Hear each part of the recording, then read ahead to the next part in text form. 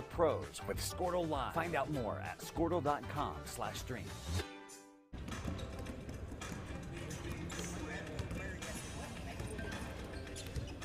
Welcome, everybody, to the Big House, Jim Norick Arena on the campus of the Oklahoma State Fairgrounds as we get ready for boys 4A quarterfinal action today. Our first matchup, number 6 in 4A Tulsa Central against number 3 4A John Marshall.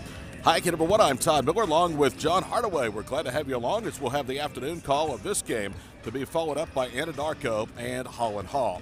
John, glad to be with you today, my friend. Thank you, Todd. I appreciate it. I'm really looking forward to watching these two great games with you and just try to ride along your very strong, talented coattails. All right, let me ask you this question. This is kind of the old guard of the first ball game between Tulsa Central making their 58th state tournament appearance, John Marshall with over 20 state tournament appearances. In the second game, Anadarko and the newcomer to the state tournament, Holland Hall. Yeah, absolutely. You look at John Marshall and Tulsa Central, I put down 81 combined state tournament appearances. I cannot imagine there's another matchup, maybe there is, that has more combined state tournament appearances than John Marshall and Tulsa Central boys, and it's going to be a really fun game to watch. And then, like you said, the second game with Anadarko, a traditional power, and 4A boys under Doug Shumpert playing a first-time participant here in the 4A boys tournament there in Holland Hall. John Marshall comes in with a record of 22-4. They only have 2 losses to 4A competition in 16 meetings. One of those was in the championship of the Weatherford tournament. They lost on January the 12th to Tuttle. Their other loss was their last loss, and that was on the 12th of February to Heritage Hall. Meanwhile, Tulsa Central has been very good against 4A competition, going 10-1. But John, the Braves play predominantly a lot of 5A schools, so they're really toughened and hardened to get to this point in the season. Yes, absolutely. You know, you talk about strength of schedule with both these schools. You know, Tulsa Central, they had 14 games against 5A and 6A competition, 6 games against 6A, 8 against 5A, and then John Marshall, you know, playing in the Oklahoma City Public School League, you know, with Millwood, Douglas, Northwest Class, and Star Spencer. I mean, both these teams play rigorous, tough schedules, going to really prepare them for success here in the state tournament. John Marshall took the short route here to the Big House as they won district, regional, and area. In doing so, they defeated Perkins Tryon, Cleveland, Oklahoma City Southeast, and Lincoln Christian 38-32 in the area championship game. Tulsa Central won their district, but then were beaten in the regional semifinals by Lincoln Christian. They then bounced back to win 5 straight, including a rematch against Lincoln Christian, in which they won the area consolation finals 61-51. Braves come in ranked 6th in 4A. John Marshall is ranked 3rd, and again 22-4. Already 2 regular season champion titles to their credit. They've won the Hera and the Jones Invitationals. We'll be back to meet today's starting lineups and tip off our first of 4 for the boys 4A quarterfinals for the Big House right here on Squirtle. Jeffco, a world leader in the manufacturing of portable drilling rigs, is seeking individuals for the following areas: mechanical engineering, programming, master scheduling, warehouse, fabrication welding, sales, summer internships, and paint. Jeffco offers competitive wages, medical, dental, and vision insurance, paid vacation, and 401k. To learn more about available postings, log on to jeffco.com, GEFCO.com. The High Plains Insurance Agency takes pride in keeping up with many changes in the crop insurance industry and keeping their insurers informed of these changes. The goal is to help each farmer customize their crop insurance to meet their needs. Thanks for your continued business, and remember, call Amy, Carissa, or Danny at High Plains Insurance in Medford and Loyal at 580-395-2447 or toll free at 1-800-346-4056 for a quote today. At Maples Nixon Diesel Horse, we've helped a lot of people, and our goal was to treat each and every person like a friend. And as a friend, we've got your back, always. We understand what you're going through. Being lawyers is what we do, but it's not all that we are. We care. We'll stand beside you throughout the entire legal process, not just as lawyers, but as your friends. We are Maples Nixon Diesel Horse, and we are here to help. Dr. Matt Dieselhorst at Athlete Care OKC helps you get game day ready. Dr. Dieselhorst works with athletes of all ages, taking a coordinated approach to accelerate return to play and maximize athletic performance. His work with pros in sports training, injury prevention, bracing, and functional rehabilitation and imaging works seamlessly with his medical and surgical expertise. Get started by going to athletecareokc.com or call 405-632-4468.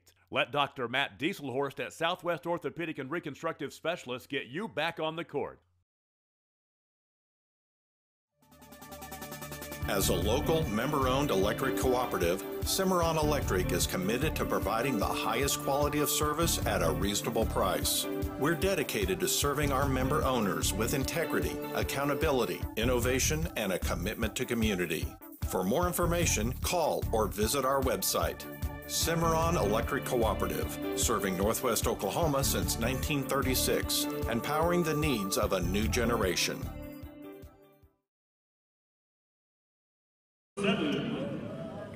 Welcome back here to the Big House, State Fair Arena in Oklahoma City. Todd Miller, John Hardaway on Squirtle. We're glad to be your home for boys quarterfinal action today in Class 4A. John Marshall and Tulsa Central. Game 2 with John and myself coming up after this one. It'll be Anadarko taking on newcomer to the state tournament, Holland Hall. Here's a look at today's starting lineups. First of all, for Patrick Cutcho and the third-ranked Bears of John Marshall, 22-4. They are 14-2 against 4A foes this year. Got off to a great start with their first 10, including 17 of their first 18, and then kind of faded a little bit at the end of the regular season, going 1-3 down the stretch, but rebounded to sweep district regional and the area championships. Corey Coleman will start. He's a 6'5 senior. Patrick Garrett is a 6'5 senior. DJ Alexander is a 5'8 junior. Steve Davis Jr. is a 6'2 senior, and Mark Edwards is a 6'6 senior.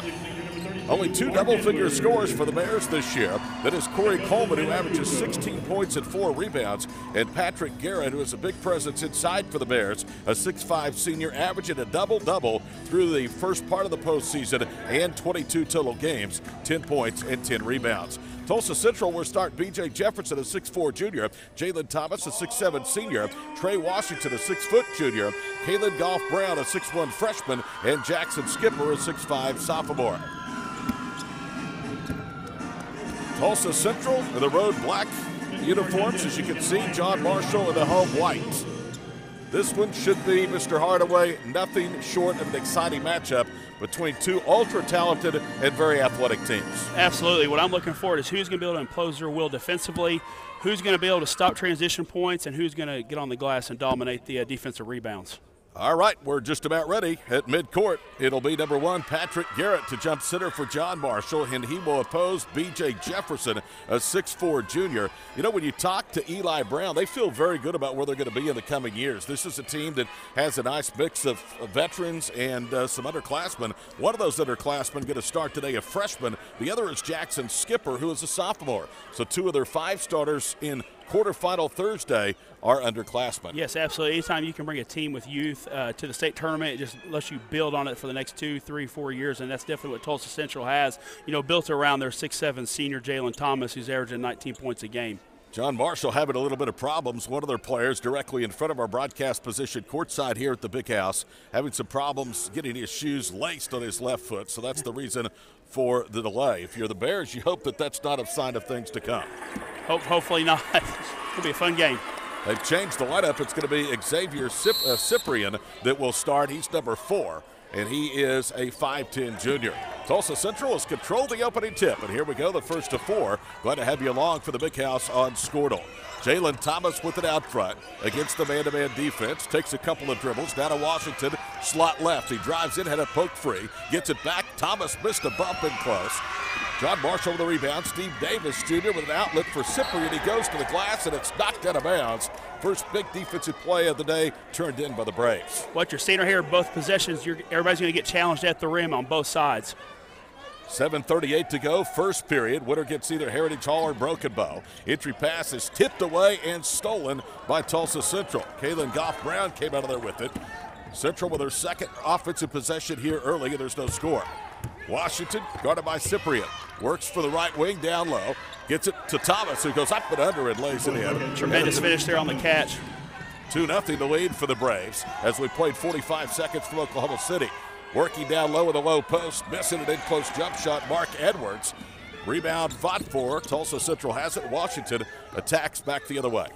No, tremendous. John Marshall's in there man-to-man. They've had a turnover right there. Washington floats to the glass and lays it in. It's a 4-0 lead. And already Patrick Cudjoe is up pacing in front of the John Marshall bench. Watching Coach Cudjoe's go. We got a 5-set coming out here with a stoppage, run a set play, try to get an easy basket here for John Marshall. DJ Alexander averaging 5 assists a ball game, sets the table, kicks it left wing. Davis 3 rattles off. Braves have the rebound. Jefferson 1-on-3 the other way to the glass, layup good. Strong take there by Jefferson on the rack. Quickly back the other way, Alexander. John Marshall down 6-0 to start the ball game.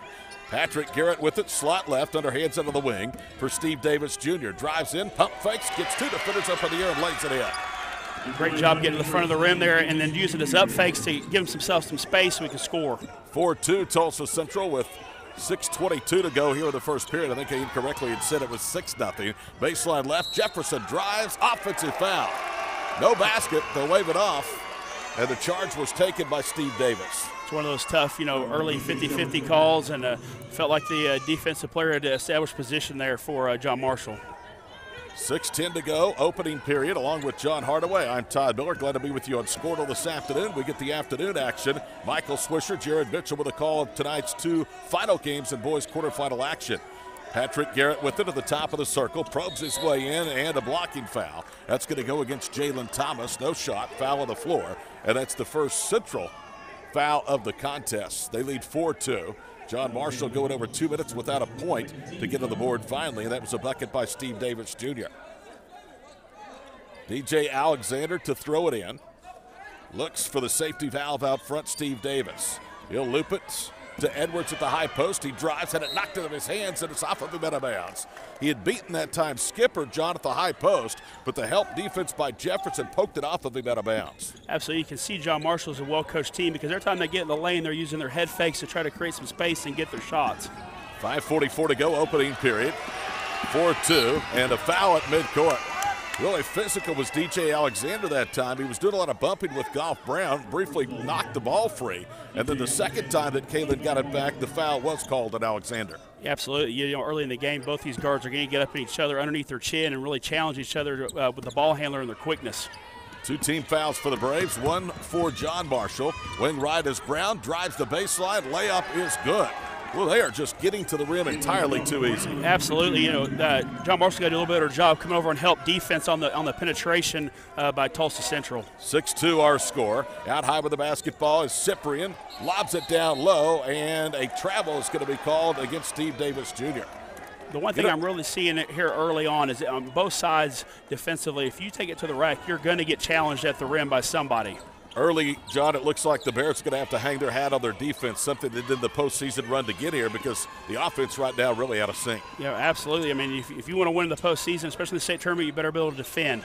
First 3 of the afternoon, back rims by Jalen Thomas. John Marshall with a rebound. They're out and running, banging his way to the goal and drawing the foul is going to be Steve Davis Jr. But DJ Alexander, you can see right there why he is their assist leader with 5 per ball game as he quickly attacked off of that missed 3. Well, absolutely. It's one of those things where we talked about transition points and you have to get back defensively, and right there John Marshall gets the outlet, throws it ahead, and puts themselves on the free throw line.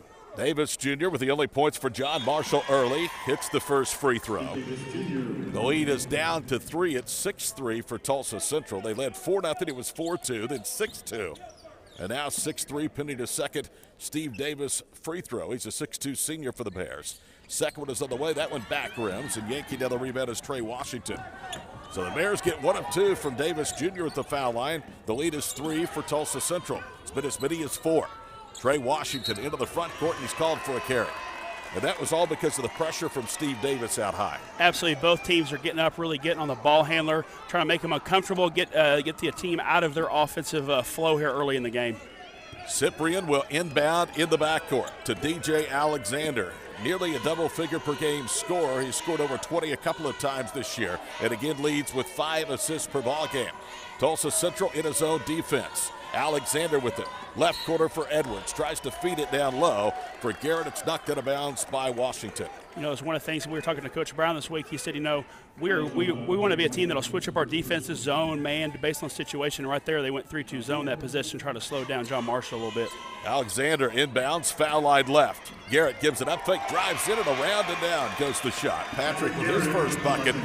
And East Central's lead is down to one, the closest the Bears have been since it was 2-0. Man, John Marshall just up, pressuring the ball, almost full court. Jefferson attacks down the paint, double clutches and banks one in. Well, what a shot by B.J. Jefferson, and that ends the momentum. Quickly back the other way, the pass from half court knocked off of Davis out of bounds as he juggled it, and then one of the Braves got their hand in there to knock it out of bounds. It was interesting right there, that sequence where John Marshall doesn't quite get to help. Tulsa Central scores, but then John Marshall gets it quick out of the basket and up the floor in transition. Tulsa Central this year 0-5 against top 5 teams. They've controlled this one for the outset. We're under 4 minutes to go in the opening period, and a turnover. At midcourt, Alexander picks the pocket of Goff Brown and lays it in. DJ with a steal in the bucket. It's a 1-point lead again at 8-7. Right here we talked about imposing your will. Alexander up, pressuring the ball, gets a turnover, and really has Tulsa Central kind of out of sorts up top offensively. Trey Washington pushed off as he works to the high post. He buried the jump shot, but he is called for the push-off. That's his first, and team foul number 4 now on Tulsa Central. And this has all started, this comeback we speak of for John Marshall, because of the defensive effort. First substitute off of Cudjoe's bench today is Jordan Smith, a 5'10 senior. Yeah, absolutely. You said John Marshall's got to lean on their defense in the last 4 or 5 possessions. That's really what's fueled them right here in this kind of comeback here early in the first quarter. 3:25 to go, opening period. Out high with the basketball is Steve Davis Jr. Again, it is a zone defense by Tulsa Central. John Marshall had a little problems, it looked like, John, early against it, but they've really settled down. Yes, absolutely. Now Tulsa Central switched mid-possession, went back to man, and they forced a bad shot there by John Marshall. Davion Knight in off the bench for the first time. Back rims a 3-point jump shot. Braves have it. They attack from left to right. Jefferson's cut off, feeds it down low for Terry Green, who goes up, and an offensive foul called against Terry Green. That's the third offensive foul called on Tulsa Central, and as a coach, I'm sure Coach Cudjoe loves seeing his defense getting those offensive fouls on the defensive end. Eli Brown is up, and he has his palm stretched outward, talking to the officials in protest of that call. That's back-to-back turnovers and offensive fouls for Tulsa Central. Again, John Marshall a chance at their first lead. Jordan Smith curls, goes to the baseline, throws up a little floater, it rolls out. He follows his own miss and resets wing right. And a foul. No, a travel called against the Bears.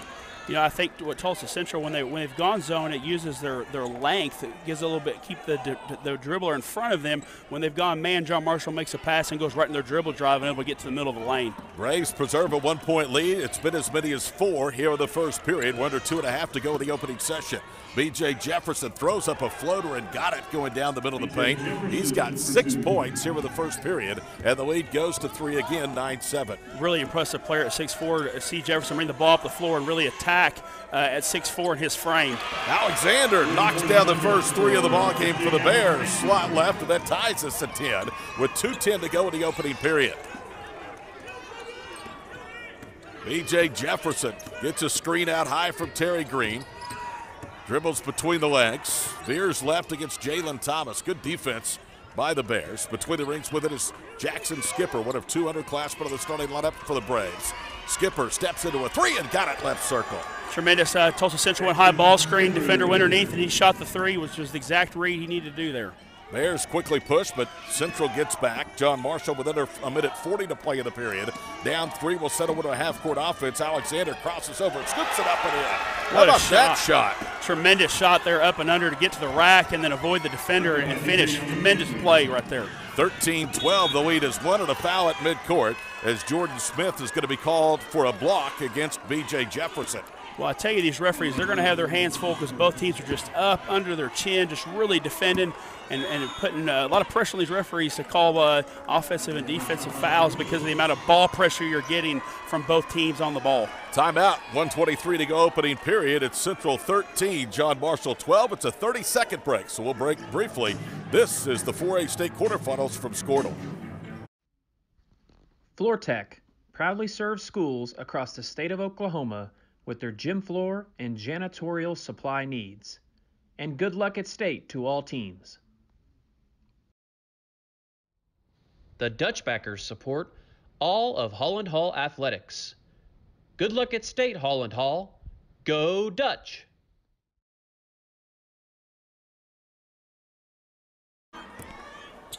Todd Miller, John Hardaway back here with you on quarterfinal Thursday from the Big House, Jim Norick Arena on the Oklahoma State Fairgrounds in Oklahoma City. Good one early, 13-12. Central with the basketball leading John Marshall. Goff Brown, the freshman, into the front court. Jefferson cuts backdoor. He fumbles it, hands it off to Owens. John Marshall looks like they've gone to a zone of this possession. Yeah, they've kind of backed off, trying to stop that dribble penetration to the rim. It was effective there on that possession. Goff Brown with an off-balance shot and missed it. John Marshall with a rebound. Quickly attacks and a turnover. It was lost off the leg of Jordan Middleton, and then Central tried a half-court pass, and a hustling Knight saves perhaps a basket for the Bears as he ducks it out of bounds. Absolutely. I'm interested to see what Tulsa Central does here on this baseline of bounds. Here we're going to see man-to-man from John Marshall, see if they get something at the rim. Braves in black, white, and red, making their 58th state tournament appearance. Terry Green with it out front. Starts to drive and a hand check. That's Knight's first, team 3 against the Bears. The officials today, I think, and you're a coach, so you can tell me if you agree or not, I think they've done a good job. They've called it tight, but not ridiculously tight to where these two teams can play their style of basketball. Absolutely. You know, state tournaments, state championship level basketball, you know, you let the players play, and they're doing a great job for both teams, exactly what they need to be doing to let the game have some flow to it. Skipper airballs a 3. Middleton with a rebound. Jordan probes into the forecourt. Right side to Jordan Smith. Smith dances with the basketball. Right wing now to Knight, top of the circle. Under a half minute to go here in what has been an entertaining first period for the Big House. 13-12 Central. John Marshall a chance at their first lead of the afternoon. Jordan Middleton drives right, hangs in the air, misses the layup. Rebound tipped out, and it belongs to the Bears. You can see John Marshall, when they catch the ball on the perimeter, the first thing they're looking to do is put their nose down and go to the rack. So Tulsa Central has to keep doing a good job coming over and help side defense. Central needs to preserve a 1-point lead to avoid trailing, perhaps going into the second period. They've not trailed to this point. 10.5 seconds to go in the first period. Middleton with it out front, kicks it right side. Knight knocks down a 3. That was a tremendous play by Coach Cudjoe. Inbounder makes the inbound pass, works himself down, and then they screen for the inbounder for the 3. That's a great job coaching there by Coach Cudjoe for John Marshall. First lead comes late at the end of the first period. 15-13, Bears over the Braves. We're back for period number 2 on quarterfinal Thursday from Squirtle.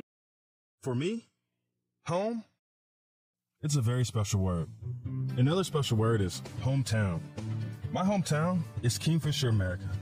It's where I grew up and made a lifetime of memories. As a professional football player, I traveled all across America. What a big, beautiful country. Want to know a secret, though? I may have left Kingfisher, but Kingfisher never left me. My junior high coach was John Johnson. He made me a better athlete and also an even better person. Plus, Coach Johnson was always fair. When I needed a new Ram 1500, I went to Johnson's of Kingfisher. Why? Because it made me feel at home. During the Black Friday sales event at Johnson's of Kingfisher, our new Ram 1500s are at rock bottom prices. Make that short drive to Johnson's of Kingfisher, Dodge, Chrysler, Jeep, and Ram, or visit us at johnsonsofkingfisher.com. Since 1927, Oklahoma's hometown dealer. Quarter number 2 underway on the floor of the Big House. Jim Norick Arena in Oklahoma City. 15-13. John Marshall with the lead of the basketball to start the second period. Coleman triggers a 3 and stuck it right in the face of Terry Green. Great job by Coach Cudjoe. What I think one of the biggest things in big games is coaches that have sets and things come out of timeouts, end of quarters, to really take advantage of that pause in time to get your team the best shot possible on that possession. 9-3, 3-point points advantage for John Marshall at this point in the ball game. Jefferson raises and fires a 3. It's short, but gets the deflected rebound, drives to the goal, shoots over the swiping right arm of Garrett. He missed it. Patrick slams the rebound to the ground and then is not able to retrieve it before it goes out of bounds. It's amazing just watching here on floor level how many hands are above the rim, everything getting challenged every single drive by both teams. KT Owens starts the second period, a 6-foot sophomore for Tulsa Central. He'll trigger it inbounds. We're 45 seconds deep into the second period. John Marshall stretched a lead of 2 at the end of 1 to 5. Central trigger a 3 left wing, missed it. Rebound pinballed around. Finally picked up by Knight. He lobs it up ahead. Gets it to Alexander, who feeds it across the paint. No foul call as Corey Coleman is going to go to the free throw line. It's another one of those opportunities where John Marshall plays great D, gets transition opportunity. Tulsa Central has to do a better job of converting from offense to defense and not giving the easy opportunities to John Marshall like they did the last possession. B.J. Jefferson has his second personal foul. First free throw is short off the front rim by Corey Coleman. Did you see, though, John, how quickly Coleman got down the floor after he corralled the rebound? He was in position for the fast break. Absolutely. If you don't have the ball in your hands, you're faster than the ball, so run as fast as you can, turn your eyes at half court, and then get that pass and then go score. Left-hander rattles the free throw home, so Coleman has his 4th point. The lead is 6, 19-13. That's the biggest for John Marshall here this afternoon. Washington with it on the left front court. Goes to Jackson Skipper. Crosses over against the zone, feeds it left to Golf Brown. He'll reverse right side for Jalen Thomas. 6:45 to play first half. Thomas drives in, feeds it underneath. Now he juggles it, tries to kick it out. Unfortunately for the Braves, there was an unexpected bear by the name of Davion Knight that couldn't quite corral it and lost it out of bounds into the Bears bench. What I was interested to see here, this will be the second possession without Jefferson on the floor for Tulsa Central, who's had the ball in his hands almost every possession up to this point. That might be one of the worst inbounds plays you'll ever see. Trey Washington in front of the John Marshall bench. Cross-courted it right to our broadcast position. There was not a Brave within 5 feet of that pass. So the ball ended up right here in my hands. I just needed to have my feet down, ready to knock it down like the old days. Yeah, I do mean the old days. Those hands were able to score quite a few baskets, you old yellow jacket. 6.5 minutes to play. If your team is watching, he can still play a little bit. Knight races, or correction, that's Davis Jr. who misses a long 2 out front. Braves with a rebound. It's corralled by Jalen Thomas. 19-13 John Marshall. We're almost 2 minutes deep into the second period. Skipper with a crossover dribble, spins, and he traveled. This to be the 4th possession without Jefferson on the floor for Tulsa Central. I love watching the coach and their hand signals. Tulsa Central is normally 5 out, dribble drive, and Jefferson not being on the floor has got Tulsa Central all out of sync offensively. This is at least the 3rd time in the first half that the Braves have had at least back-to-back turnovers. They had one stretch in which they turned it over 3 out of 4 possessions.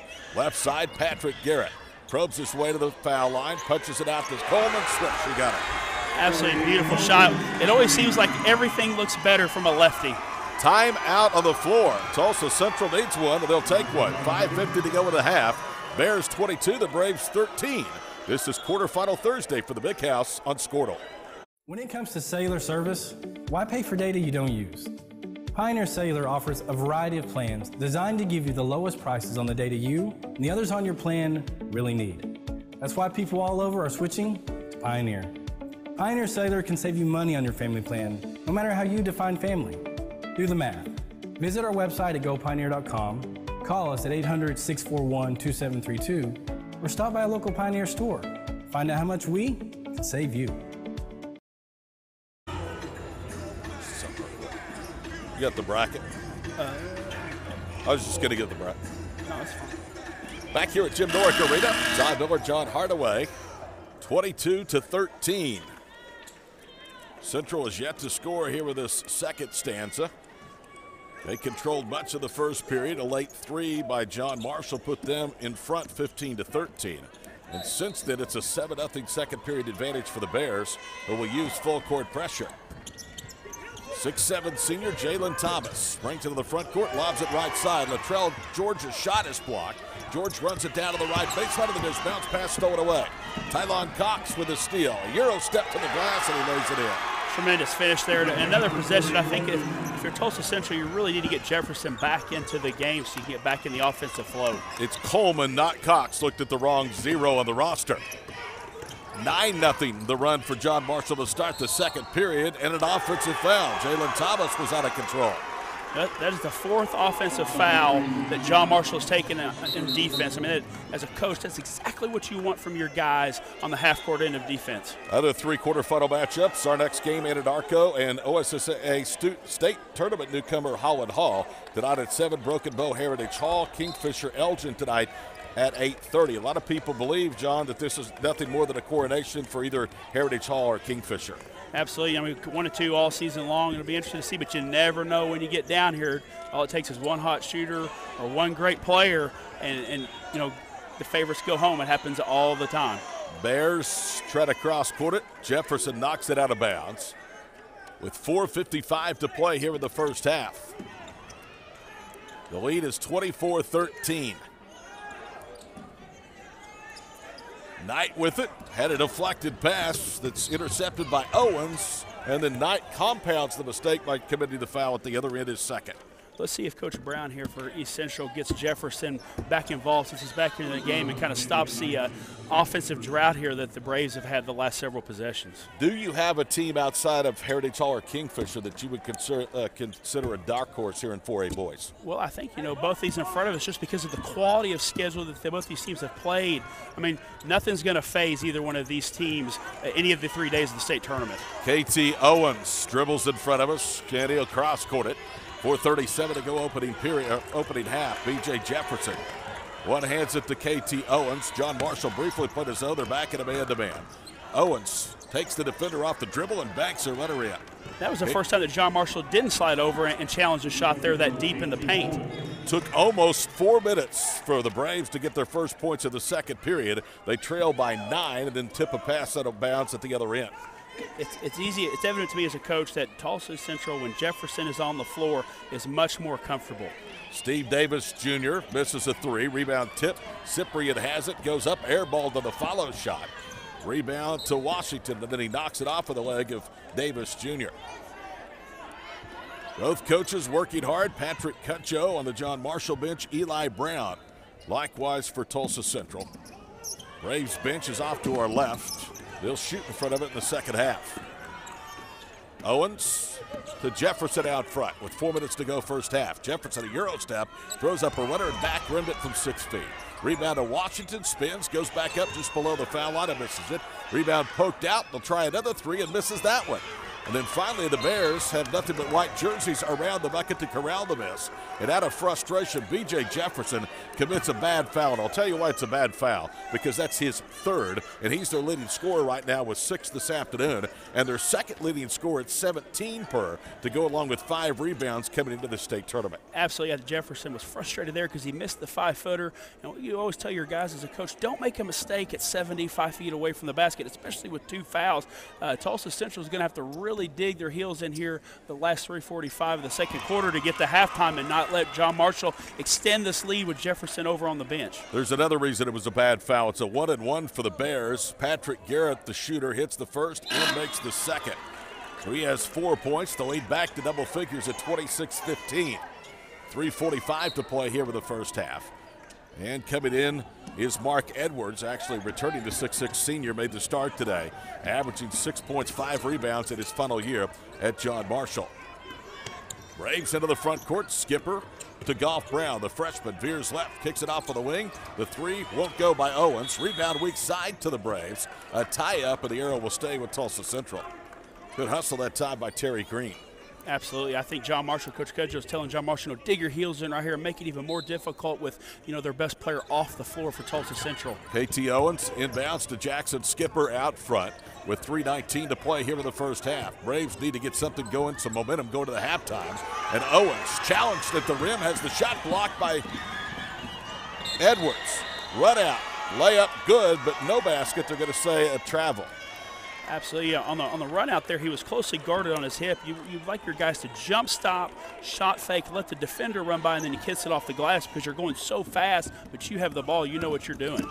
Tulsa Central looking for their 69th state tournament win. John Marshall looking for their 24th. Shot at the rim, missed short, rebound to Alexander. Speeds back the other way at a foul. It's a good foul. KT Owens with his first. That was to prevent a layup. Absolutely, and I'll tell you, Alexander's a handful in the open floor for John Marshall. You've got to get back and get the ball stopped, or he is taking it to the middle of the floor and either creating an opportunity for himself or his teammates. DJ Alexander, the 5'8 junior, who has one more year at John Marshall, at the line, hits the first. DJ Alexander, Do you think about the Bears and their tradition? State tournament appearance number 23. A lot of that came when they were a 5A school before they split and became John Marshall and Centennial. And we all know the run that Centennial has been on in Class 2A and 3A as of late. Absolutely. You know, just traditional powers. You know, John Marshall and Centennial just seems like they're here every year, every other year. I mean, they're just so used to being here at the state tournament in their class. 5 of 8 foul shooting now for the Bears as DJ Alexander's second free throw rolls off. Trey Washington at the other end feeds it to Terry Green. 27-15, John Marshall, their biggest lead of the afternoon. And there's a double dribble that Trey Green got by with. Absolutely. Out high with it is Trey Washington. He drives in, loses it, goes to the floor, and then taps it out to his teammate, Latrell George. Knifing in, Terry Green misses the layup. Run out to Coleman, and he slams it down one-handed. It's another one of those challenges at the rim. John Marshall gets out in transition and gets the awesome finish on the dunk there to finish off the play. 14-point lead and a reach-in called against Corey Coleman. Well, I'll tell you, if they don't blow the whistle, it is a dunk at the other end for Patrick Garrett. Instead, Absolutely. It's Coleman's first. Absolutely, and Tulsa Central really needs to find a way to get at least a basket to stop this drought that they're having here on offense. 2:04 to play in the first half, and a turnover. It's picked off by DJ Alexander. Bounces it to Coleman. Double clutches and couldn't finish at the rim. But he'll earn them for the free throw line. The turnovers and the fouls are seriously starting to mount now against Tulsa Central. Trey Washington has his second. So 3 starters today for Eli Brown's club have multiple fouls, including their second leading scorer, B.J. Jefferson, over the bench here in the second period with 3. Well, I'm watching Coach Cudjoe and his team, and you can tell that they kind of smell it right now. They have an opportunity to really get up and extend this lead before half, and you can see their defensive intensity kind of almost feel a little bit is really being ratcheted up here in the last couple of possessions. I think Coach Brown's going to have to, you know, does he think, do I put Jefferson back in or do I allow this lead to keep growing? But, you know, at 3 fouls, it's always a tough task as a coach. Coleman misses both. What would you do? Because the season right now is slipping away for the Braves. Absolutely. I just think it's so hard for Tulsa Central to get offense right now without Jefferson on the floor. I think it's just, you know, at 15, do you feel like you have the ability to leave him on the bench, come back in the first 3 minutes of the second half, and close that lead down and get it to 10 single digits by 4th? Or do you say, you know what, we're in the state quarterfinals, we got to get our best player back in, and it's a gamble we have to take. I don't know what the answer is there for him. Patrick Garrett commits the foul. That'll send Green to the line. First free throw attempted today by the Braves, and Green pays that one off. 1:52 to play in the first half. 29-16, John Marshall. Second free throw good. So you know, Green gets both. I was going to say, sometimes, you know, when things aren't going well on the offensive end, if you can find a way to get to the free throw line, it can really help you offensively and kind of stop those negative possessions offensively, and that's what Tulsa Central did there, getting to the free throw line. Cyprian called for a travel, and I like that decision by Eli Brown to use a little full court pressure and try to get some easy baskets with your half court offense that's stagnant. Absolutely. I mean, there's going to be a lot of possessions in this game. There's going to be a lot of possessions here before half. And like you said, Coach Brown said they're not afraid to switch up their defenses to give themselves an opportunity on both sides of the floor. Dolph Brown lost the ball off of his foot. It rolls into the backcourt.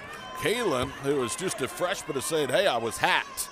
They quickly double-teamed him, and I think it caught the freshman guard by surprise. I'm interested to see if Coach Cudjoe, every time we've had these times where he can call a set play, here we got a little half-court trap by Tulsa Central.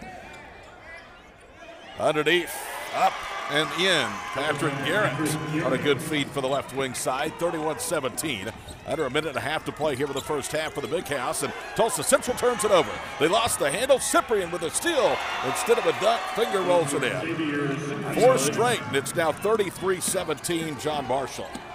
Absolutely. You know, Tulsa Central went to that 1-3-1. John Marshall did a great job. Guard recognized half-court trap, threw it to the middle and looked low, got a layup, and then they got the turnover there in the press. Tulsa Central needs to find some way to score here before half. KT Owens whips it right side for Latrell George. 44 seconds to play opening half. Central owned the first period. John Marshall the second. They lead by 16 late in the half in the state quarterfinals. Owens through the zone, goes up and a big block. Patrick Garrett got the block. Rains the rebound. Green backs it out. Top of the circle, swings it right for Owens. Half a minute to go first half. Terry for 3, or KT misses from 3. Rebound to Edwards. He football passes up ahead to Davis. Driving baseline is Alexander. Now to Garrett. They work it down low. Edwards spins and scores, going from his left to right. Nice move. Good footwork by the 6'6" big guy. Found the big guy, went to his left shoulder to a strong right hand finish. Exactly what you wanted for John Marshall there on that possession. 35-17. 4 seconds to play in the half. KT Owens backs it out, fires a long jump shot. It's an air ball. And boy, if ever a team John Hardaway needed to get to the locker room and regroup, it's Tulsa Central. After a good start, they absolutely fell apart without B.J. Jefferson on the floor late in the first half with 3 fouls.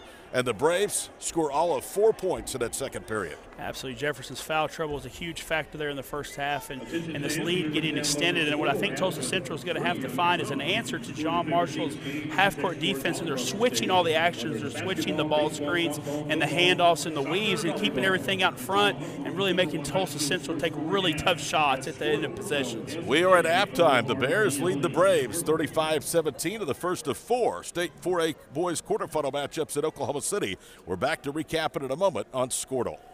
At Physical Therapy Central, our goal is to get you back to work, back to play, and back to life, using the latest research to get you the best results and fewer visits. Physical Therapy Central is the best first choice for physical therapy with over 28 locations across Oklahoma and proudly serving your local community. PT Central is also using groundbreaking virtual reality technology for the treatment of chronic and persistent pain. For more information or to schedule your comprehensive first evaluation, call 866-866-3893 or go to ptcentral.org and start your recovery today. Electric cooperatives around the world operate by the same values adopted by the International Cooperative Alliance. Our core values, which are integrity, accountability, innovation, and commitment to community, are based on 7 cooperative principles. These principles are the way we put our values into action.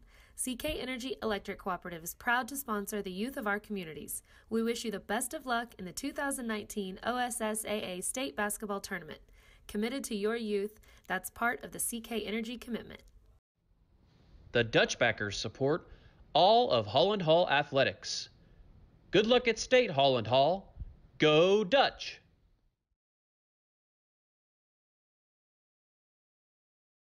As the official photographer of the OSSAA, LifeTouch will be capturing images from this year's Oklahoma State Basketball Tournament. Images can be purchased at events.lifetouch.com/OSSAA and on the Squirtle app. Take your LifeTouch images straight to Shutterfly for a complete portfolio of photographic products. LifeTouch and Shutterfly, one company to satisfy all your school photography needs.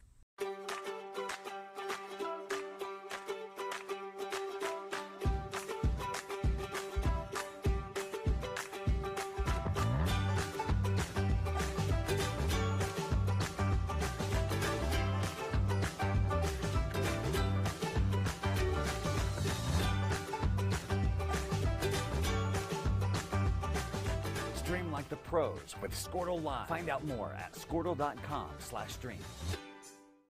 Jeffco, a world leader in the manufacturing of portable drilling rigs, is seeking individuals for the following areas: mechanical engineering, programming, master scheduling, warehouse, fabrication welding, sales, summer internships, and paint.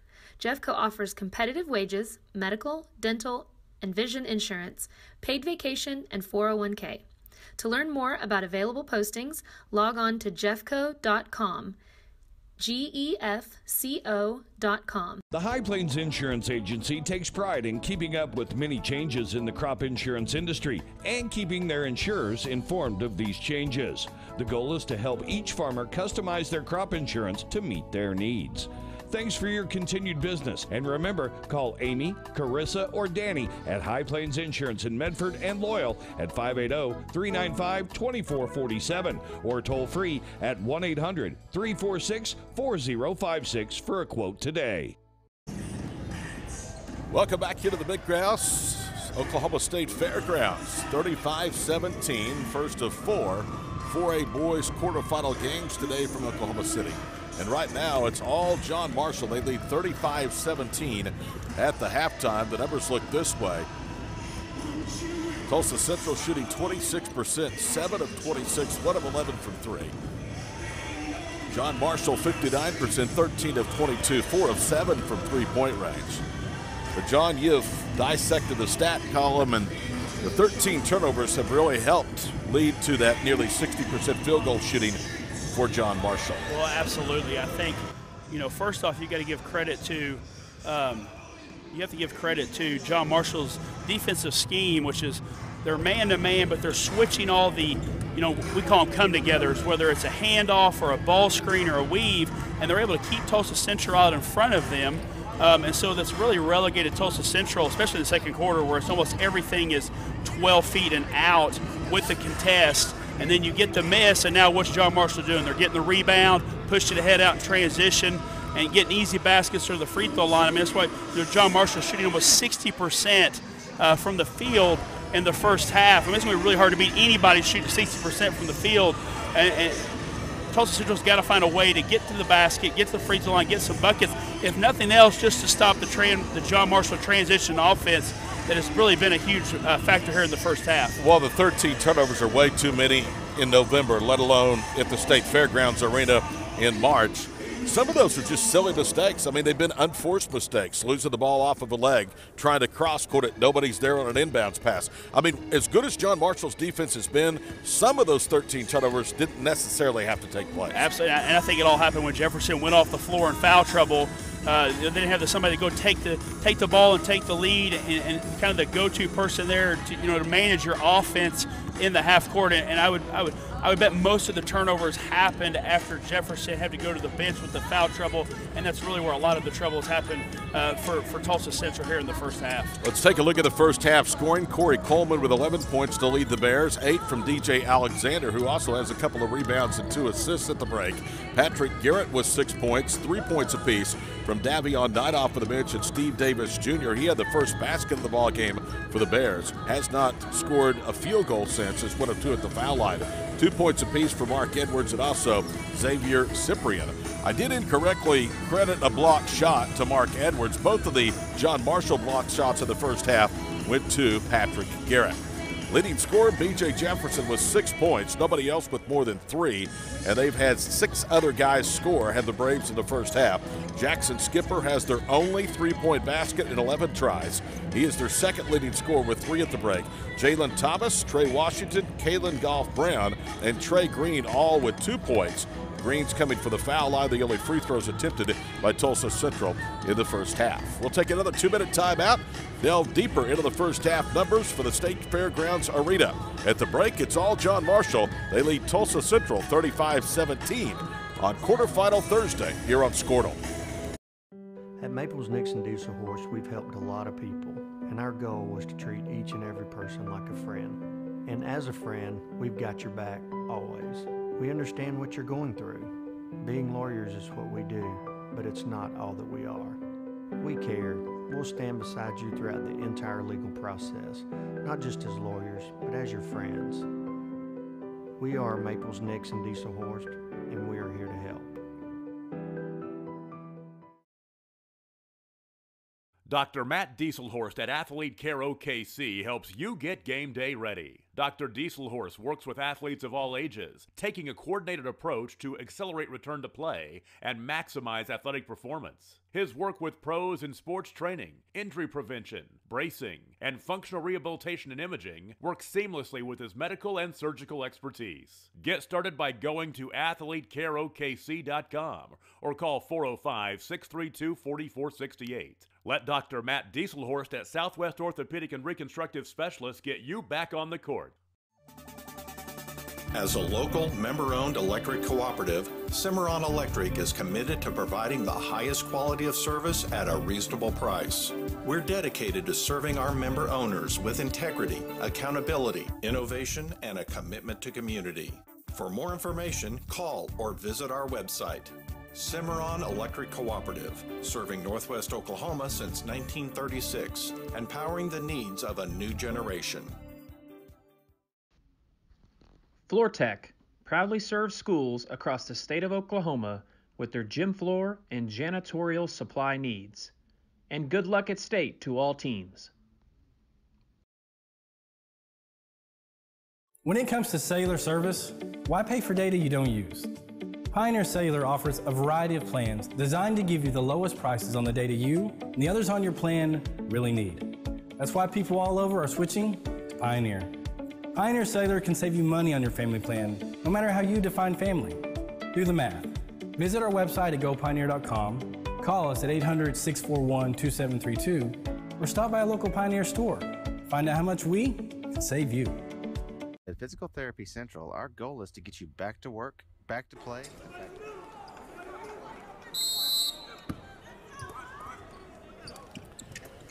Underway here in the second half from the Jim Norick Arena, the big house on the Oklahoma State Fairgrounds. It'll be John Marshall basketball. Driving baseline as Alexander. He whips it to Davis Jr., who goes up and lays it in. Over 60% field goal shooting now for John Marshall with that basket. The lead, the biggest for either side. It's 20. Half minute gone here in the third period. We see they run a little UCLA cut right there, try to hit the cutter. Tulsa Central's got to find something on the offensive end to get themselves going so they can turn around and either get into their press or their half-court track, because they're going to have to create some more possessions to climb back in from this deficit. Washington misses a fall-away jump shot of the baseline. John Marshall unable to corral the rebound. It'll be the 7th offensive rebound for Tulsa Central. They've out-rebounded the Bears 7-2 on the offensive glass. Baseline left with it is Goff Brown. His three, no good. Rebound to Thomas, goes back up and in. That's a good start for Central. They had just 4 points in that second period. Were outscored by 16 after leading much of the first period. And the Braves forced the 10th turnover for John Marshall this afternoon.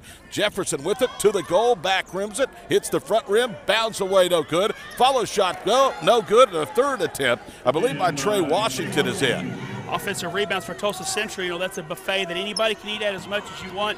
And Tulsa Central using that offensive rebound to generate some offense. Cyprian swoops through the paint, misses the layup, rebound to Thomas. Here come the Braves. They kick it left wing. Goff Brown measures a three, back rims. It's sliding for the rebound. Washington had it knocked away from him, and then a pushing foul underneath called against Jackson Skipper. First half rebounding numbers dead even at 14, but it's been Tulsa Central in a big way on the offensive glass to start the second half. 13 Central turnovers to now 11 for John Marshall. Points off turnovers in the first half was 13-8 Bears.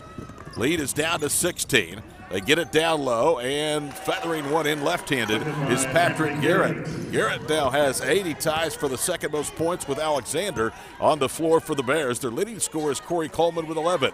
Half a minute or 90 seconds gone here in the third period. The lead back to 18. Jefferson drives baseline and then just throws it away. It was out of control. Well, I think you nailed it. In the first half, Tulsa Central had 1 assist. You want to get it to that second, third side, fourth or fifth pass. Let the defense have an opportunity to break itself down so you get an easy opportunity for your offense. They're actually going to say the ball was deflected, so a break for Tulsa Central. The Braves will inbound in front of their own bench. Jackson Skipper with it, backs it out from slot right. Goff Brown, the other underclassman out there with the floor, to Trey Washington.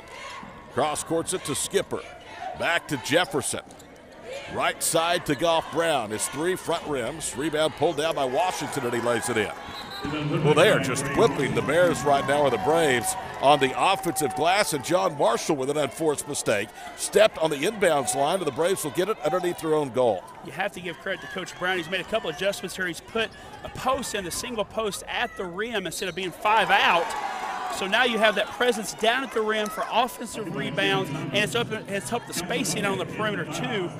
Great adjustment by Coach Brown coming out of half on the offensive end. Thomas knifes in, lays it in, and gets a bang for his bucket as Garrett commits his second. So Jalen Thomas goes to the line looking for 7. All of a sudden, this could be a 13-point game with a long ways to go. 5:52 to play in period number 3. We've been waiting for Jalen Thomas. He had 19 points a game. He's come out here in the second half and really established himself at 6'7" inside at the rim. Alexander beats the pressure, bounces it left low post, and a foul. And that's going to be the first of the second half and the third against Jalen Thomas of Tulsa Central. Here is how the Braves really struggled in the first half, John. 1 assist on 7 made field goals. They played a lot of ISO ball without their premier ISO player, Jefferson, out on the floor. Absolutely. You know, Jefferson out of the game, and credit to John Marshall, because they're switching all those come-togethers, it just really makes the isolation offense very difficult to achieve any type of efficiency on the offensive end. Cyprian misses a baseline jumper. Washington knocked to the floor. The ball knocked away. It's a turnover. Out of the pack with it is Garrett. Right corner 3, Coleman, no good. Underneath, Alexander with a rebound. Whips it down to Garrett. He fumbles it, runs it down, foul line right, and a reach-in foul. And things started to get a little chippy between Kalen Goff-Brown and Patrick Garrett. The officials quickly race in to make sure nothing funny happens. It doesn't, and the Bears will inbound. Well, absolutely. You've got 3 veteran officials here that have been a lot of these games here at the state tournament, have complete control of this game right now as officials doing a great job. 5:21 to go, third period. Along with John Hardaway, I'm Todd Miller on Squirtle. Give and go to Garrett, drives right, layup good. That help side has to come over once the ball is entered to the lane. Tulsa Central's got to do a better job coming and challenging right there. 5:05 to play here with the third. The lead back to 15. It's been as many as 20. Out high, Jackson Skipper, right side of Jefferson, probes his way in, had it stripped out of his hands. Diving, John Marshall on the floor. A tie-up, and there will not be a tie-up. They're going to say the Bears retained possession because they were able to get the 32nd timeout call. So we'll keep it right here with 4:58 to go in the third period. 41-26. I'll tell you, though, I like the fight by the Braves here to start the third period. Absolutely. You know they probably got a real encouraging halftime speech from Coach. That's a nice word. Absolutely. And, we always tell our guys the first 3 minutes of the second half is the most important part of any basketball game. And like you said, you see Central's come out. They're really getting after it defensively. They're really going to the offensive glass, which has really been their best offense except for maybe the first 3 or 4 minutes of the game. Let's see if Tulsa Central can get something down towards the rim on the offensive end, their next offensive possession. I will say this, too. I think the Braves have any hope of coming back in this ball game. It hinges on the shoulders of B.J. Jefferson. He cannot pick up his 4th in this period. They beat the pressure. Steve Davis to the goal with a left-handed layup, and he's fouled. Jackson Skipper with his 2nd. Well, what happens is the ball is going away from you, or the ball ends up in front of you. In terms of when you're pressuring defensively, you've got to rally yourself back to the lane, and that's not happening. The ball is getting in front of the defense, and that's how John Marshall was able to get to the rim and get to the free throw line. Steve Davis Jr. had just 1 field goal in the first half. That came in the opening salvo of the ball game. He already has 4 of his 7 in the first little more than 3 minutes of this third period. He has a chance to make it another point, and he does as he hits the free throw. 6 of 11 free throws shooting for John Marshall, just 2 of 2 for Tulsa Central in this ball game. 4:44 to go in the third. Lead is 18. Goff-Brown with the basketball in the front court, bounces it, it's stolen away. Steve Davis Jr. lays it in. That was a great switch up by John Marshall. They blitzed the ball screen there, which was a switch up from the previously, and created the turnover and the easy offense. Goff-Brown into the front court for B.J. Jefferson. He had it knocked away by Coleman. Corey at the other end for the two-handed flush, and he almost pulled it out. He had a hold of the rim. It started to come down, rattled out, but stayed in the cylinder. Timeout Central, 4:20 to go in the third. And after it had been 48-26, or after it had been down to 13, it's back down to 22. And I think they're going to call a technical foul on Corey Coleman. I'm not sure if it's a technical foul or a delay a game. It'll be very interesting. If it's a technical foul, that's going to be on Jefferson, I believe. They have called a technical foul apparently on Jefferson because they have 4 fouls up there on the board. And things just all of a sudden have gone from bad to worse for Central. Well, it's another one of those plays, Todd, we're talking about where, Jefferson has the turnover. John Marshall runs out, dunks. Jefferson's frustrated and then makes another mistake, and then you have the technical foul there. Tulsa Central's in a lot of trouble right here. They're going to have to find something here in the next couple of minutes to rally and give themselves a chance in this game. Alexander will shoot the technical free throws, and he rolls the first one home. B.J. Jefferson has played 3 minutes and 40 seconds of this third period, has now picked up his 4th. He's played less than 15 minutes of this ball game, and he's their 2nd leading scorer, averaging 17, 5 rebounds, 2 steals, and 2 assists, second only to the 18 of Jalen Thomas. You just saw Alexander miss the 2nd free throw. I'm interested to see what Coach Cudjoe has coming right here. As a coach, when you have the technical foul, you shoot the free throws. Now we have a timeout. I would be shocked if Coach Cudjoe does not have some type of set special play on offense to really capitalize here and really take this 2-point possession into a 3- or 4-point possession on the preceding play. It'll be really interesting. Coach Cudjoe's in this huddle telling his team right here, really, foot on the gas pedal, and let's really extend this thing, from 49 to 26 and really capitalize the next 2 or 3 minutes here on both ends of the floor and get this thing kind of out of reach where, Tulsa Central can't get back into the game. Let's squeeze in a 30-second break. We are midway through period number 3. John Marshall 49-26 over Central on Squirtle. At Physical Therapy Central, our goal is to get you back to work, back to play, and back to life, using the latest research to get you the best results and fewer visits. Physical Therapy Central is the best first choice. David Willis. John Marshall will inbound the basketball. They play ahead by 23 points. Davion Knight against the Brave zone. Right corner to Corey Coleman. Coleman down low. Now they get it back into the hands of Patrick Garrett. And 3 seconds called against John Marshall. It's a good job by Coach Brown for Tulsa Central coming out of the timeout and getting in a 1-3-1 defense, which they've only showed once previously, and getting the turnover from John Marshall. It's a great job by Coach Brown. Are you surprised that Jefferson, after being called for the technical on the bench with 4 fouls, you're down 23 and you've got a little more than 14 minutes left in your season? Well, I think as a coach sometimes you just bring your player over, let him cool his jets a little bit, because you're going to say, hey, cool down right here. We're going to get you back in here pretty quick because we got to have you, and and let him try to go finish out the game. Coleman fouls the jump shooter, Jalen Thomas, and he was shooting 3. So the Braves will go to the foul line. Jalen is 1 of 1 today. The Braves are 3 of 3 as a team.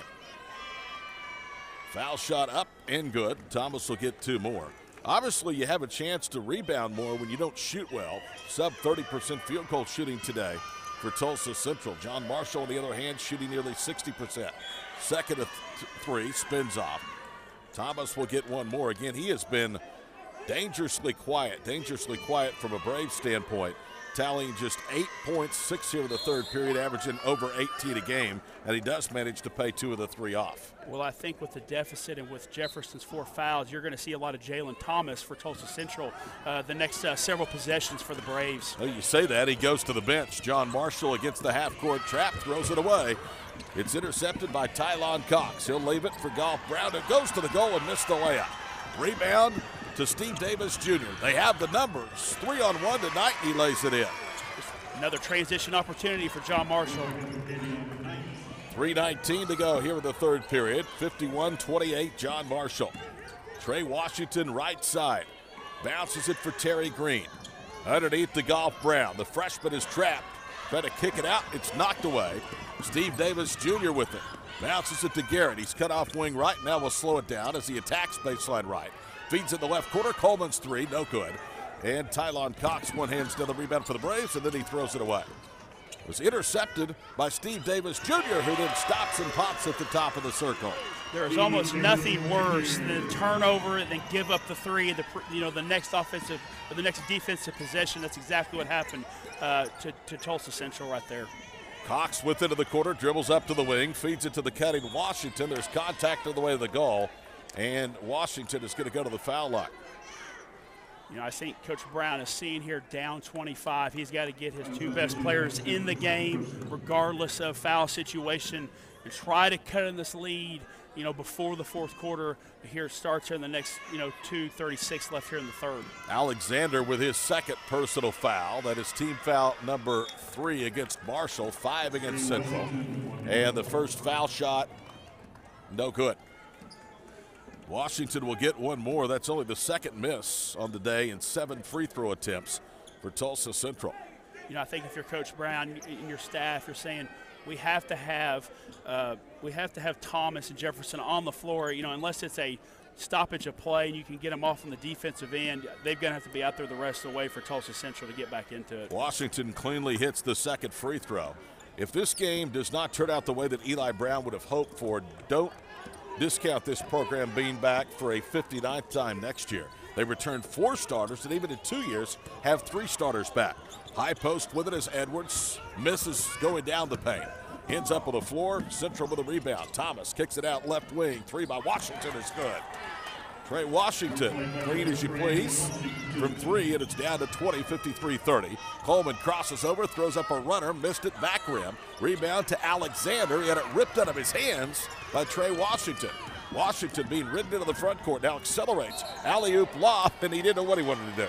He wanted to lob it, but then he wanted to pull up too. And in doing so, he turned it over on a travel. Well, that was classic 3-on-2 drill where the point guard takes the ball to the nail-head in the middle of the floor where the defender never committed to the ball, and I think it kind of threw him off because he was looking to get the defender to come to he could distribute to his finishers on both sides. In today's run-and-gun world, they still do 3-on-2 drills? Every single day. Wing right, Knight for three, and he got it. Got to do a better job of closing out the three-point shooters in your half-court trap there if you're Tulsa Central. 18-6, the three-point advantage for John Marshall this afternoon. They lead it by 23. Minute and a half to go here from State Fairgrounds Arena in Oklahoma City in the third. B.J. Jefferson out there with those 4 fouls. To Thomas, who also returns. Those are their top 2 scores. Jefferson measures a 3 and got it left wing. You know, we were talking about assists in the first half. In the second half, when Thomas has the ball in his hands, he's creating for his teammates. He's had 2 assists on 2 3-pointers out of the last 3 possessions for Tulsa Central. Coleman drives baseline, missed everything, then pleaded for a foul as David Willis, the official, swallowed the whistle. Kick out 3, Jefferson no good left baseline, and it's out of bounds. Last touch by John Marshall with just under a minute to go here in the third period.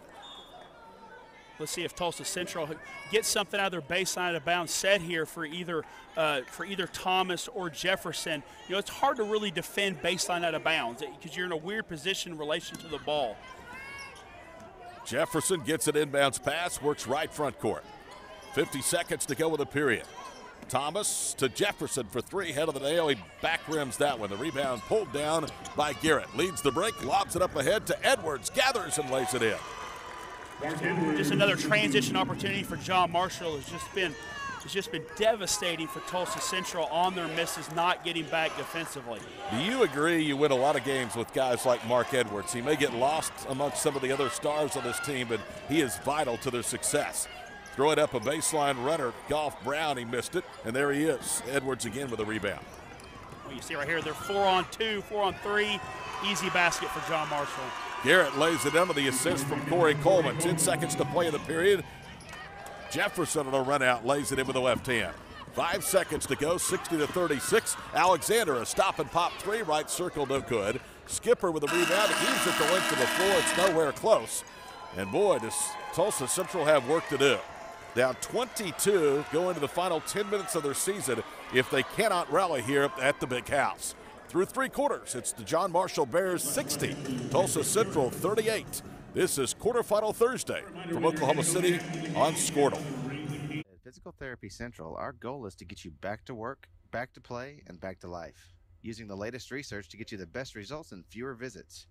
Physical Therapy Central is the best first choice for physical therapy with over 28 locations across Oklahoma and proudly serving your local community. PT Central is also using groundbreaking virtual reality technology for the treatment of chronic and persistent pain. For more information or to schedule your comprehensive first evaluation, call 866-866-3893 or go to ptcentral.org and start your recovery today. Electric cooperatives around the world operate by the same values adopted by the International Cooperative Alliance. Our core values, which are integrity, accountability, innovation, and commitment to community, are based on 7 cooperative principles. These principles are the way we put our values into action. CK Energy Electric Cooperative is proud to sponsor the youth of our communities. We wish you the best of luck in the 2019 OSSAA State Basketball Tournament. Committed to your youth, that's part of the CK Energy commitment. Final 10 minutes of one of these two teams' season underway here at the Big House, and right now it's the Braves trailing by 22 with the basketball. Washington to Jefferson left corner. Are those Presidents? Trey sliding left, hangs, shoots over Edwards. It wouldn't go, but the follow dunk by Jackson Skipper. A play like that can get you going right there. You know, John Marshall, shot goes up, and John Marshall, everybody turns their eyes to the rim instead of taking their eyes to the defender and blocking out and let the ball come to you.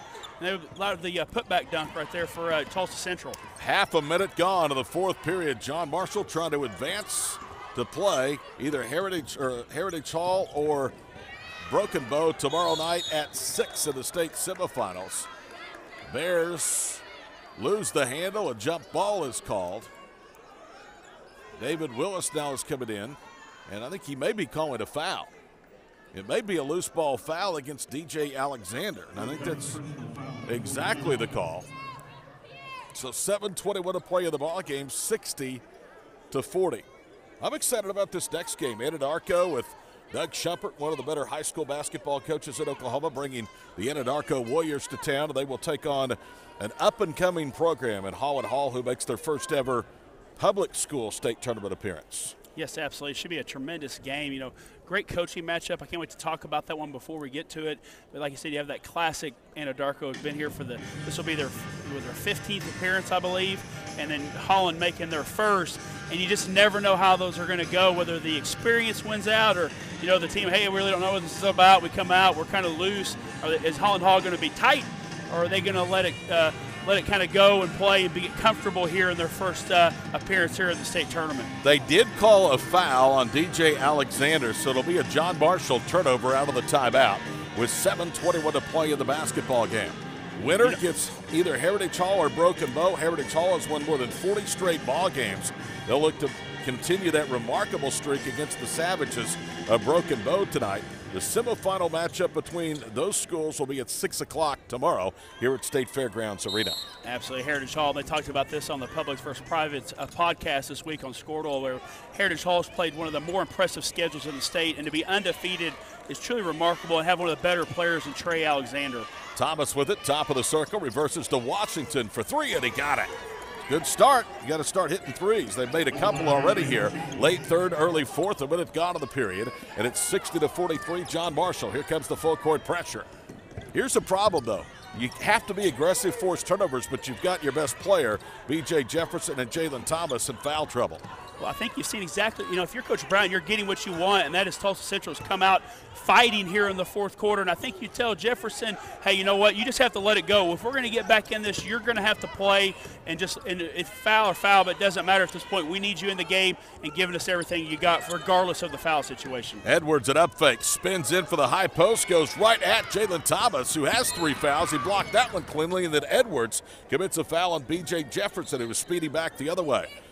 So Mark gets his first personal. That will be team foul number 5 against the Bears, as both teams here in the second half are inching closer to the all-important 1-1. You know, I'm interested to see if Tulsa Central, one of the things you might talk about when you're down 20 going to the fourth quarter, is kind of put everything in a compartment. Let's just get this thing cut to 15 at 6. Let's get it cut to 5 at 5. And Central is doing a good job of that if they can keep here and value the ball and make the most of these possessions so they can turn around and get play defense. Washington's pass for Thomas offline, taken away by Alexander, and he traveled going to the goal.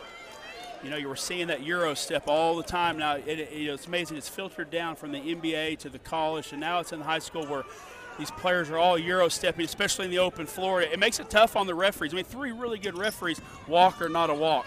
Jalen Thomas throws up a runner, missed it, gets his own miss, goes up, hit the bottom of the rim. Bears with a rebound. I think it's a cool move, and I think you're right. High school officials especially are just now starting to get accustomed and comfortable to getting the call correct on that Euro step. You know, it's funny, it's kind of become the 50-50 call on the offensive end. You know, we have the 50-50 call in terms of block charge defensively.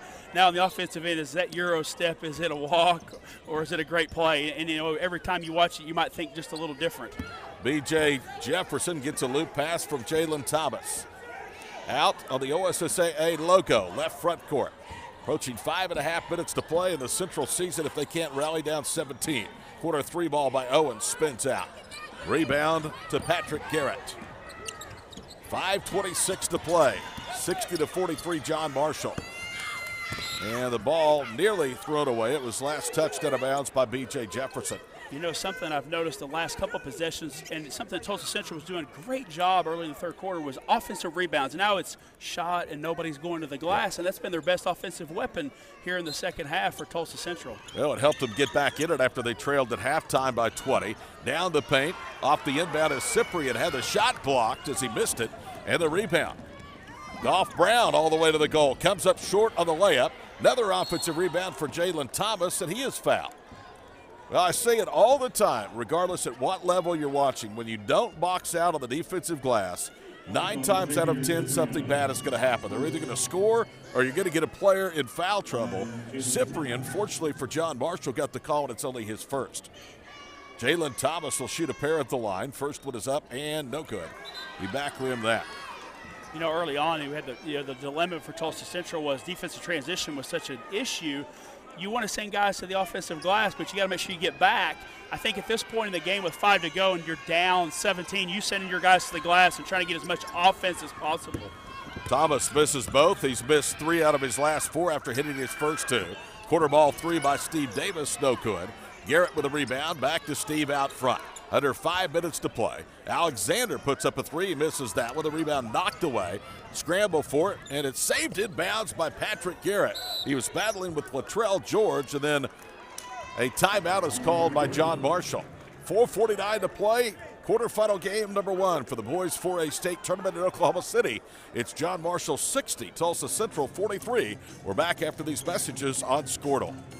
As the official photographer of the OSSAA, LifeTouch will be capturing images from this year's Oklahoma State Basketball Tournament. Images can be purchased at events.lifetouch.com/OSSAA and on the Squirtle app. Take your LifeTouch images straight to Shutterfly for a complete portfolio of photographic products. LifeTouch and Shutterfly, one company to satisfy all your school photography needs.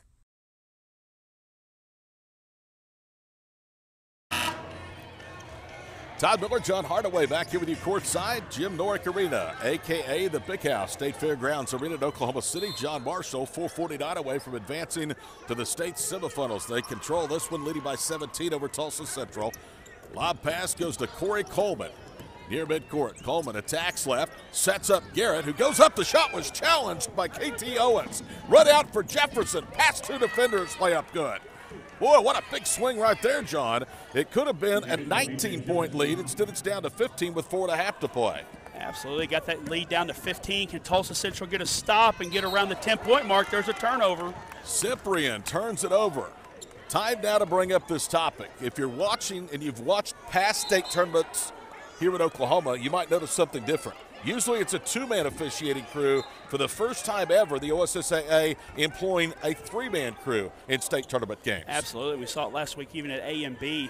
You know, at all levels of the state tournament, B through 4A, having a 3-man officiating crew gives our kids the best refereeing possible in these games, which is exactly what they deserve. And in this type of game here in 4A, where both teams are so fast and athletic, it really, really helps the officials to call a great game. Owens misses a 3. Thomas with the putback, falling away. Gets it to drop, and he's fouled. And Jalen Thomas will have a chance to cut the deficit down to 12 with a free throw right here.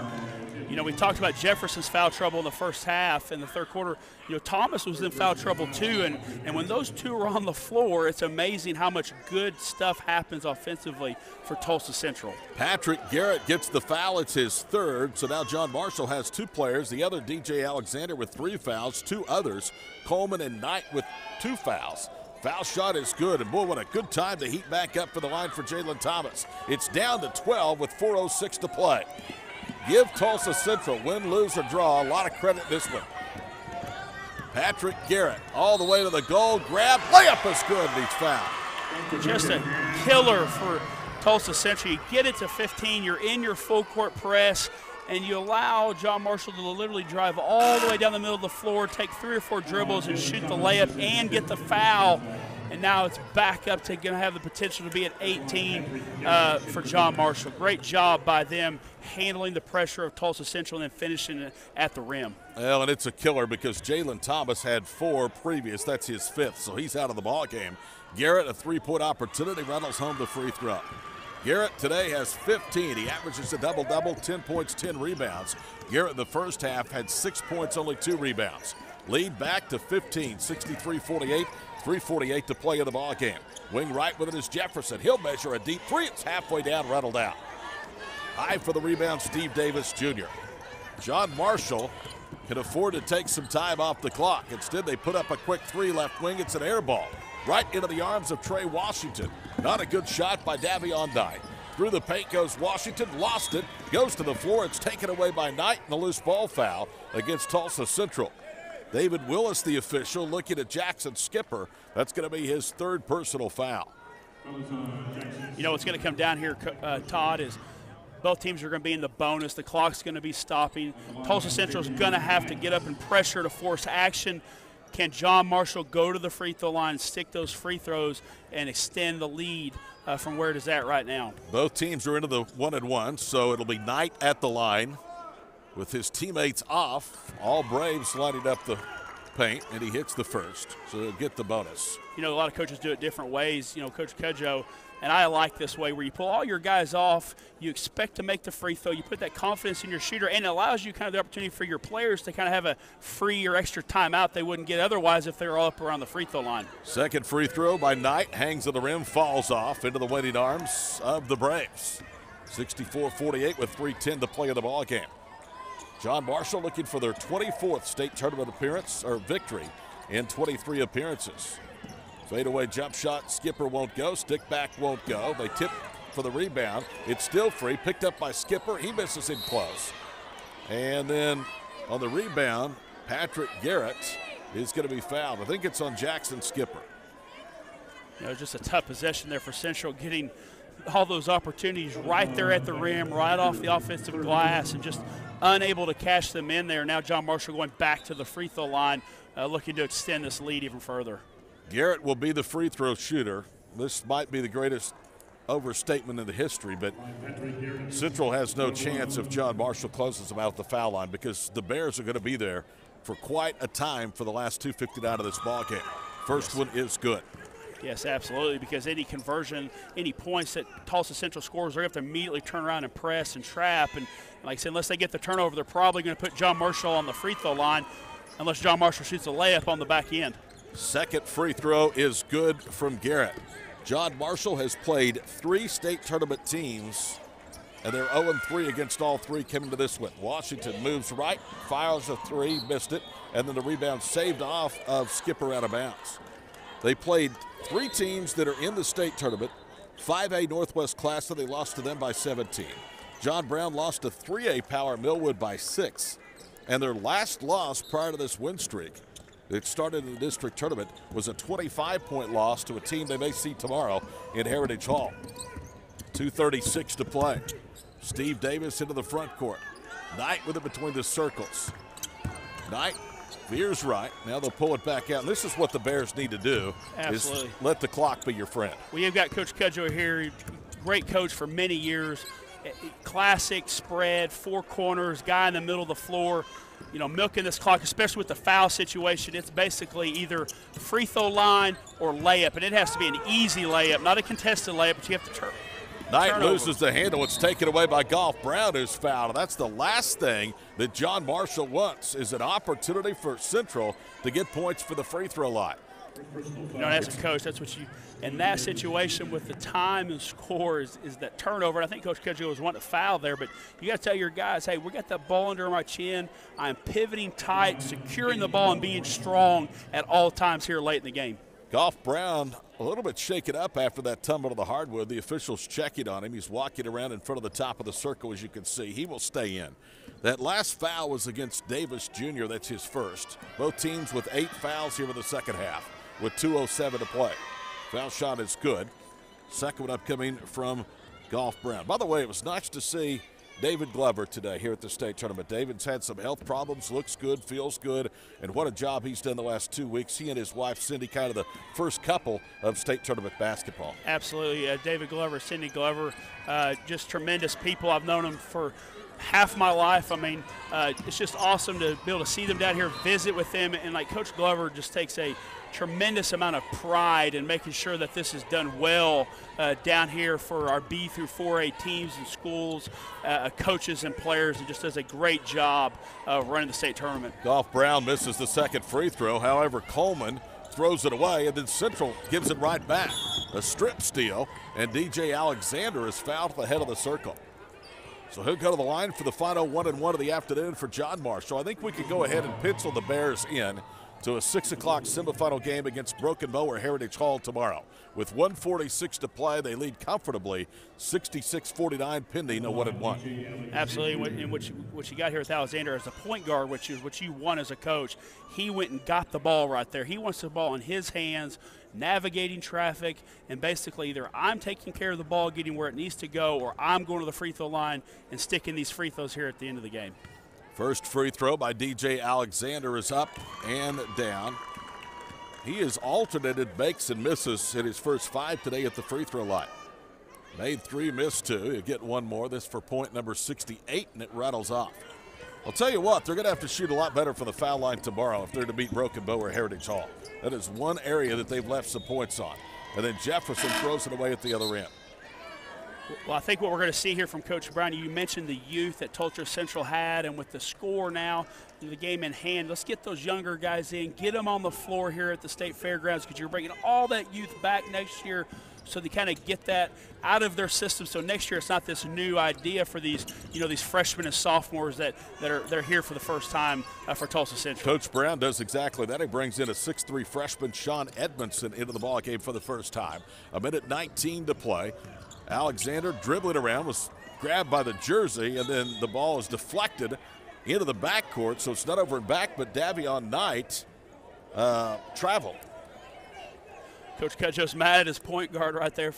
He drives in, and one thing you never want to do with the ball is leave your feet, because when you leave your feet, you've limited all your options, and that's what happened when you have the turnover there when he tried to pass it back to his teammate. Turnover, Terry Green steps to the baseline. Well, we have seen a ton of turnovers both ways. In fact, in the first half, there were a total of 22. 13 by Central, 9 by John Marshall. Here we go, a final minute of play from State Fairgrounds Arena. John Marshall about to win their 23rd game in a row and remain perfect in the postseason. DJ Alexander knocked into the goal, lays it in with the left hand. Alexander has his 4th basket. He's in double figures. Central will bring it into the front court, 44 seconds to play. B.J. Jefferson gets into the paint, off balance, throws up a runner and missed it. Jefferson, he'll be back next year, keeps the possession alive. And the bucket is good by B.J. 69-51, half a minute to play. John Marshall pulls it back out. Garrett, and now they won't have to pull the trigger again. I truly believe teams take on their coach's personality. John Marshall, they're firing. Absolutely. So too is Patrick Cudjoe. Absolutely. Coming from one of the first families of Oklahoma basketball, I've loved watching Coach Cudjoe's teams. Coach, we used to scrimmage when he was at Carl Albert 20 years ago. We used to play him in the Weatherford tournament and scrimmage him over Christmas. And I just love how his teams play. They, like you said, they really take on his personality in terms of fire and grit. And let's see if they can bring a little bit of that tomorrow in the semifinals against either Heritage Hall or Broken Bow. As the final seconds were melting down, guess who was leading the cheers? Patrick Cudjoe on the John Marshall bench. The final buzzer has sounded our score today. The Bears advance to the 4A state semifinals with a resounding 69-51 victory of Tulsa Central. John and I will be back to wrap it up in just a moment. This is Quarterfinal Thursday from Squirtle. Jeffco, a world leader in the manufacturing of portable drilling rigs, is seeking individuals for the following areas: mechanical engineering, programming, master scheduling, warehouse, fabrication welding, sales, summer internships, and paint. Jeffco offers competitive wages, medical, dental, and vision insurance, paid vacation, and 401k. To learn more about available postings, log on to jeffco.com. GEFCO.com. The High Plains Insurance Agency takes pride in keeping up with many changes in the crop insurance industry and keeping their insurers informed of these changes. The goal is to help each farmer customize their crop insurance to meet their needs. Thanks for your continued business. And remember, call Amy, Carissa, or Danny at High Plains Insurance in Medford and Loyal at 580-395-2447 or toll free at 1-800-346-4056 for a quote today. At Maples Nixon Diesel Horse, we've helped a lot of people, and our goal was to treat each and every person like a friend. And as a friend, we've got your back always. We understand what you're going through. Being lawyers is what we do, but it's not all that we are. We care. We'll stand beside you throughout the entire legal process, not just as lawyers, but as your friends. We are Maples Nixon Diesel Horse, and we are here to help.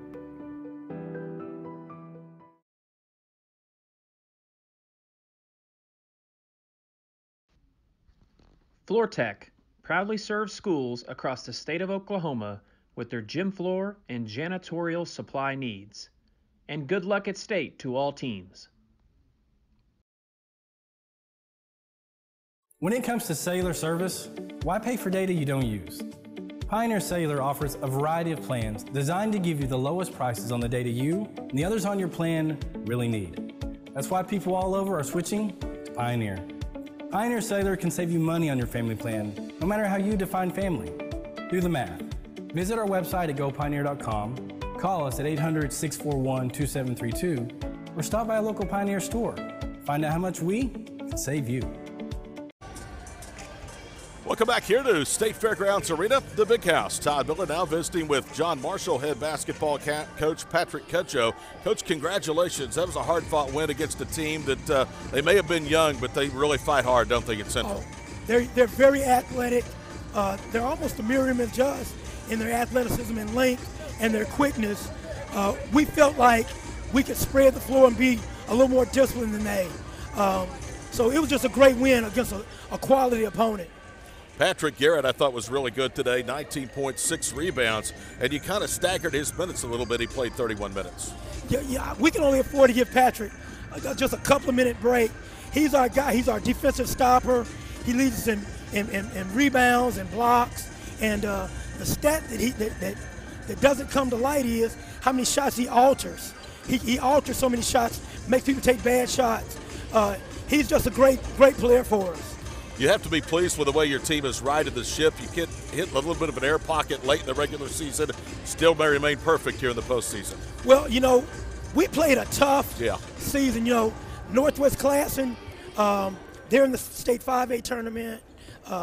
Millwood, they're in the state 3A tournament. And Heritage Hall, they're in the 4A tournament.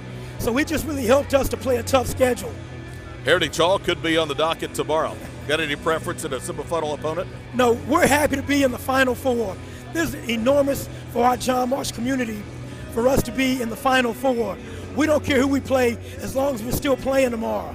Good job, Coach. Congratulations. Thank you very much. Patrick Cudjoe visiting with us here courtside at the State Fairgrounds Arena in Oklahoma City, where John Marshall has eliminated Tulsa Central in the 4A quarterfinals 69-51. We'll take one final break, be back with the official numbers in a moment.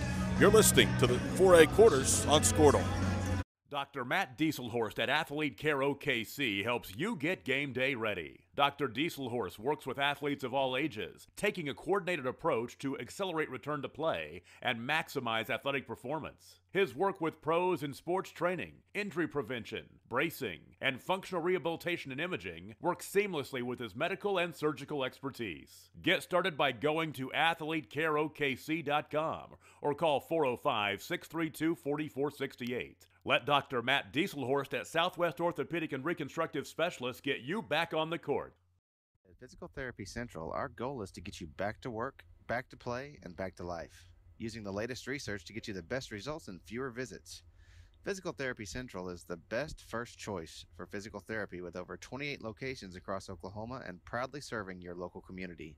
PT Central is also using groundbreaking virtual reality technology for the treatment of chronic and persistent pain. For more information or to schedule your comprehensive first evaluation, call 866-866-3893 or go to ptcentral.org and start your recovery today. Back at the Big House, State Fairgrounds Arena in Oklahoma City. Final score, John Marshall 69, the Braves of Tulsa Central 51. John Marshall shoots 54% for the floor, 32% for the Central Braves. Rebounding, Tulsa Central plus 10, 37-27. Turnovers 23 for the Braves, 21 for the Bears. Leading scorers of the ball game, 19 for Patrick Garrett, 6 rebounds. He also had 2 block shots and a steal in 31 minutes of play. 13 points from Corey Coleman, 12 points from DJ Alexander. He had 3 assists, 3 steals. And the other twin-figure scorer, Steve Davis Jr. with 10 and 4 rebounds. Leading scorers today for Tulsa Central, B.J. Jefferson with 15, Jalen Thomas with 12 before he fouled out. 10 points from Trey Washington. Leading rebounders in the ball game was Thomas and Washington, each with 9 for Tulsa Central. So the Braves season comes to an end of the quarterfinals, 22-8. John Marshall marches on. They now have won 5 straight, all in postseason. They're 23-4. We'll play at 6 o'clock here tomorrow against either Heritage Hall or Broken Bow. We're going to take a break. We'll be back, John and I, to preview briefly Anadarko and Holland Hall. That's coming up shortly from State Fairgrounds Arena in Oklahoma City, right here on Quarterfinal Thursday on Squirtle.